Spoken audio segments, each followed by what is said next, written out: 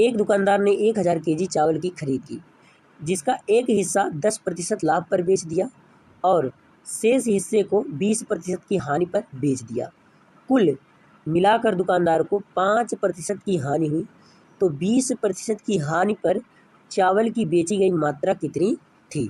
तो दुकानदार ने 1000 केजी को 2 हिस्सों में बेचा, जिस पे उसे एक हिस्से पर कितने का लाभ हुआ?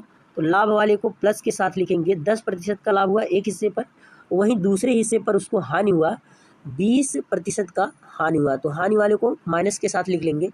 और कुल मिलाकर उसे कितने का हानि हो गया? तो 5% का हानि हो गया, उसे बीच में लिख लेंगे। अब निकालेंगे इन दोनों का अंतर। अंतर कितना आएगा? 20 में से जब 5 घटाएंगे तो जुड़ने के बजाय घट जाएगा, आएगा कितना? 15, और यहाँ हो जाएगा अनुपात। अब जब 10 में से 5 घटाएंगे तो ये जुड़ जाएगा, हो जाएगा ये भी 15।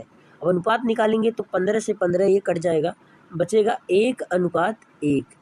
और एक कुल टोटल देखेंगे, कुल मात्रा कितना है? 2 हो जाएगा, और 2 का मान कितना दिया है?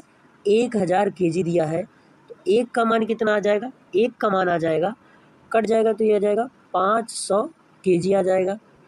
अब पूछा है कि 20% वाले हानि पे कितनी मात्रा बेची गई, तो 20% का कितना अनुपात है? 1।